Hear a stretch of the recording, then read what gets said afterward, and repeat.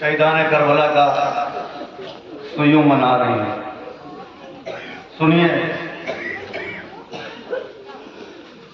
आज के लोग बहस करते हैं कि अली की बेटियां कितना अरसा कैद रही, अज़ादारों साल हो या एक सेकंड, ज़ैनब के हाथ रस्सियों के काबिल न थे। कैसे करबला में जंग हुई, अल्लाह उसे अर्ज दे जिसने सबसे पहले इस फिक्र को ठीक किया। उसने कहा करबला में जंग नहीं हुई, जुल्म हुआ है। अज़ादारों, जंग और जुल्म में बड़ा फर्क है। जालिम की सितमगरी एक ये भी होती है कि इसे जुल्म करते हुए जुल्म का पता भी नहीं होता। कहा जंग नहीं हुई, जुल्म हुआ। वो बीबी जो बाप के सामने कुरान पढ़ते हुए शर्म करती थी, आज वो खाक पर बैठी हुई है, बाल खुले हुए हैं।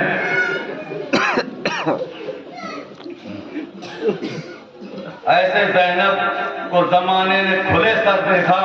सुनिएगा, दिल थाम के सुनिएगा। ऐसे ज़ैनब को ज़माने ने खुले सर देखा जिसको गाजी ने भी नजरें न उठा कर देखा। नोके नेज़े पर अली असगर का भी सर है। सुनिए, तीर का जख्म कहाँ याद रहा असगर को, तीर का जख्म कहाँ याद रहा असगर को, माँ को जब शाम में खाते हुए पत्थर देखा।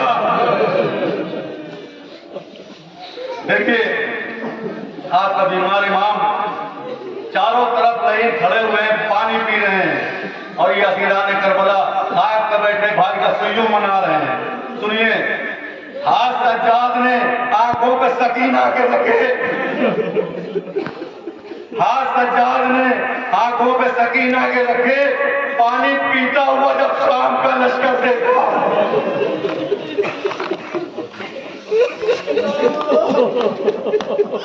जब बंधे हुए हाथों से ऊंट पर न बैठा जा सके तो फिर एक मर्तबा रुक करना शाम की तरफ और कहना है मुल्क शर्म हया, तेरी इज्जत पर कायनात कुर्बान। हमारे लिए मर्द होकर चलना मुश्किल है, लेकिन तू मस्तूर होकर कभी यतीम भतीजों को बिठाती रही, कभी बेवा भाभियों को बिठाती रही। अज़ादारों, 9 टुकड़ों में ज़ैनब के भाई की लाश बिखरी पड़ी थी। गरीब से गरीब की बहन हो, भाई की मौत बर्दाश्त नहीं कर सकती। घर वाले तो पूछते हैं तू कब आएगी, वो कहती मैं चेलुम करके आऊंगी। कायनात की पहली बहन है जनाब ज़ैनब आतिया। 9 भाइयों की लाशें पड़ी थी और इसके हाथों में हथकड़ियां थी। अज़ादारों, कितनी देर जनाजे कब्रिस्तान में पड़े रहते हैं, बार बार टेलीफोन आता है, जल्दी न करना, मैं अपने भाई को देखना चाहती हूँ। जब बहन कब्रिस्तान पहुंचती है तो किसी को बताना नहीं पड़ता कि इसके मरने वाले की बहन है।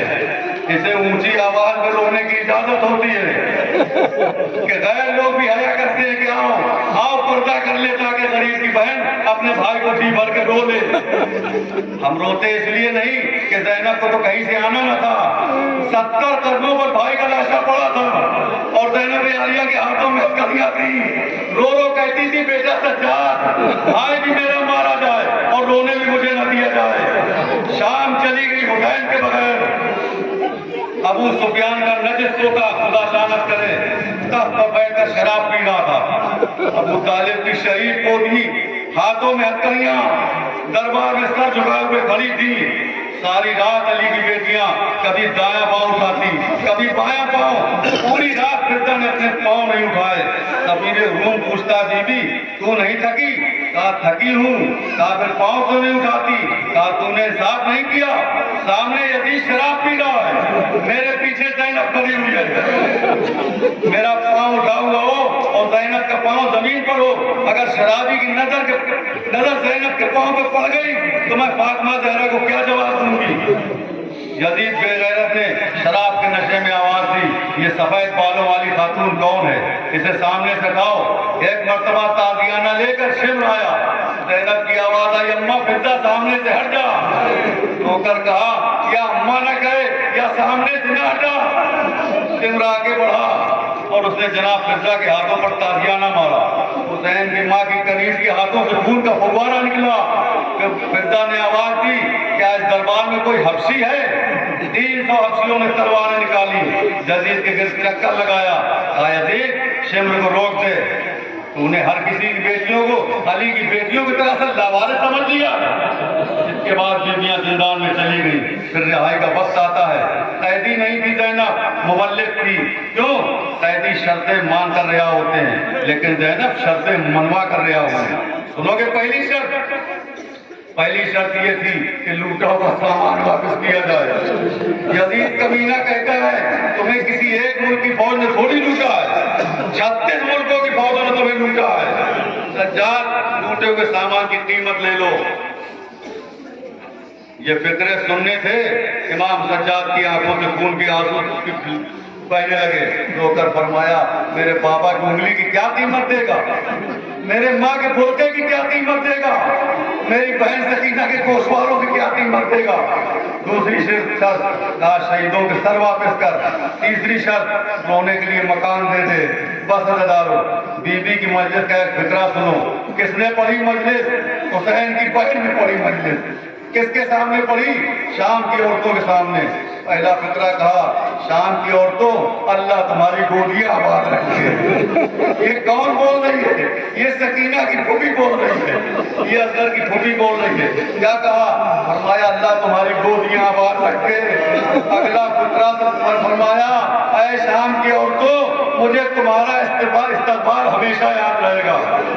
मैं तुम्हारी मेहमान बनी थी तो तुम सब औरतों के हाथों में पत्थर थे। आज पहली दफा तुम खाली हाथ मुझे मिलने के लिए आई हो। इस वक्त रश बहुत था, जब तुम पत्थर मारती थी तो तुम्हारे हाथ एक दूसरे के हाथों में टकराते थे। अगर किसी औरत के दिल में पत्थर मारने की कोई हसरत रह गई हो तो जाओ पत्थर ले आओ, अली की बेटी हाजिर है। आ गई वापस मदीने। 36 जगहों पर लोगों ने बीबी ज़ैनब को नहीं पहचाना, शौहर ने नहीं पहचाना, बेटियों ने नहीं पहचाना, सुगरा ने नहीं पहचाना। 36 जगहों पर नहीं पहचाना। और 2 चीजों को बीबी ज़ैनब ने नहीं पहचाना। अज़ादारों कौन कौन सी? एक हुसैन का लाशा। फरमाया अंकल हुसैन क्या तू ही मेरा भाई है? दूसरा मदीने का शहर। फरमाया बेटा सज्जाद ये कौन सा शहर है? यही बात तो हमें रुलाती है कि जिसने अपना शहर मदीना नहीं देखा उसको अरब के सारे बाजारों में फिराया गया। वापस आई अली की बेटी, रसूल की कब्र पर गिरी। जब आई तो थोड़ी देर तक चुप खड़ी रही। सुन लीजिए अदादारों 2 मिनट की जहमत रो लीजिए। खड़ी रही दहलीज को पकड़ के, हसरत से देखती रही मोहम्मद मुस्तफा की कब्र। थोड़ी देर के बाद बोली नाना नाना ज़ैनब आ गई, नाना ज़ैनब जिंदा आ गई। पछताएगा वो जुल्म जो ज़ैनब पर नहीं हुआ। चौथा फिक्रा सुनेंगे आप? फरमाया नाना अगर मुमकिन होता तो मैं अपनी कलाइयों के वो जख्म दिखाती जो रस्सियों की वजह से पड़ गए थे। ये कहकर अली की बेटी ने अपने भाई हुसैन का कुर्ता निकाल कर जो तीरों से कटा हुआ था, तलवारों से छिदा हुआ था, बीबी ने एक मर्तबा हुसैन के कुर्ते को रसूल की कब्र पर रख दिया। कब्र लरजने लगी और कब्र के अंदर से एक रोती हुई आवाज आई, ऐ मेरी बेटी ज़ैनब, ऐ ज़ैनब कमीज उठा ले, मुझसे बर्दाश्त नहीं होता। इस वक्त अली की बेटी की चीख बुलंद हुई। रोकर कहा नाना नाना मर्द होकर 1 साल के बाद कमीज बर्दाश्त नहीं हुई। अरे मैं मस्तूर होकर 70 कदम पर खड़ी होकर सर पर कुरान रखकर कातिल से कहती रही ना मार ना मार। मेरी माँ ने चक्कियां पीस कर पाला है।